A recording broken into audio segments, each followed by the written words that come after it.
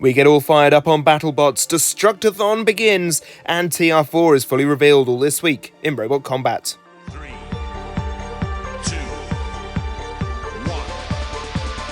activate.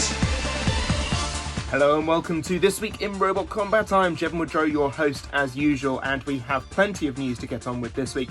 So without further ado, we're going to crack on with today's first story. We'll kick things off as we have done previously with this week's episode of BattleBots. Spoilers ahead, please beware.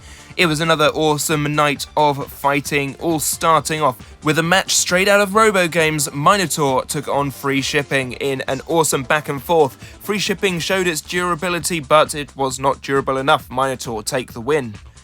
Claw Viper showed Ribot around the battle box like it was their first time. What an awesome battle. Claw Viper dominates, taking the win, going now 2-0. Sawblaze took on legends of the sport Lockjaw and showed them a trick or two. Lockjaw didn't really have an answer. Sawblaze take the win there. Blip, the little flipper, took on the big, in fact not just big, huge. A few decent flips in, an unstick occurred, and Huge take the win overall. Then we have the week's most controversial fight online, but not overly controversial in the actual judging. Fusion took on Witch Doctor, and it was Witch Doctor who took the split judges' decision win there. Then we had a whiteboard fight between Doomba and Double Tap. This was a good fun one to see on TV. Double Tap rips off the face of Doomba, taking the win. Finally, in this week's main event, it was a fight written in the stars. Mad Catter taking on Riptide, and Riptide took the win. Well done to them. This week on the Robocast, we talked to Calvin Eber, breaking down all of this week's fights as well as Mad Catter's season so far and season to come as well. Look out for that when it comes out on the Sam Elliott 64 YouTube channel. BattleBots website has put out a few more previews of fights to come, including Mad Catter going up against Big Dill. This looks like it's going to be an interesting fight. Meanwhile, another one shows off Copperhead about to take on Kraken. Those two weapons looking like they are spinning ferociously. Looking forward to seeing both of those fights when they air later in the year. Now on to BattleBots Destructathon, which kicked off this weekend. The first news from this week was that we have now got our hosts.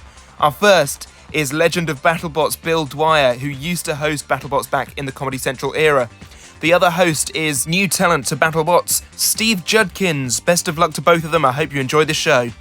The official photos for each of the BattleBots competing in Destructathon have also been released. We can see here Witch Doctor with its large tyres. I actually really like this look for Witch Doctor, I won't lie. We have Hypershock that you can see they have moved the ears onto the outside of that frame. Interesting little change. And also, those forks aren't very pointy, a change for Destructathon specifically. Nightmare here in the flesh with its two big spinning teeth on the weapon. No wheel guards around this version of Nightmare, however.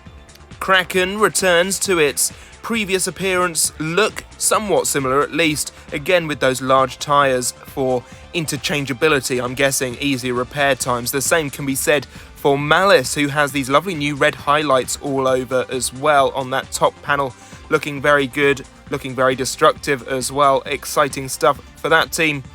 We have Mammoth, who looks somewhat unchanged. I do think this is a previous season's photo of Mammoth, not quite sure, but we will have to wait and see if that changes or anything. We also have Overkill, looking largely unchanged from when we've last seen it previously back in the Comedy Central era of BattleBots. Looking very cool though, excited to have it back. Whiplash has sort of reverted back to its 29 appearance, though without floppy wedgelets on there. Even the modern BattleBots looking somewhat retro, enjoying that a lot. This is the one we've all been excited to see, I think. Tazbot, all in red, six-wheeled. Oh my days, that looks epic. I'm so excited to see this thing in action. We also have the finished Ginsu, looking very, very cool indeed. It looks like that it's got a sort of centre pivot of a body. Of course, those saw wheels, exciting stuff. Diablo, we've seen plenty of photos from, but it looks incredible nonetheless. Very excited to see this thing in action, and we've got a little video in just a little bit to show you. And finally, Chopper, all complete, ready for Destructathon as well. Looking very cool indeed. Exciting stuff, great to have these photos finally released. Here you can see a load of the robots beside the battle box ready to go into battle. This was shared by the Scorpios team who have been down there this weekend, getting ready for Destructathon, checking it out and helping out behind the scenes as well. Awesome stuff. And they weren't alone. There was a who's who of BattleBots builders there. You can see the likes of Jim Spentowski, Bunny Sorial, Matt Spurk, Zach Goff from Copperhead team. All sorts of people there, very cool to see. So far, the Whiplash Instagram is where it has been at. Their reels showed off this photo of Diablo facing off against Whiplash in a very cool looking battle. Excited to see some of that? Well, yes, here is some of that in fact, as you can see one of Whiplash's front wedgelets going flying into the lights, destroying them. Fantastic.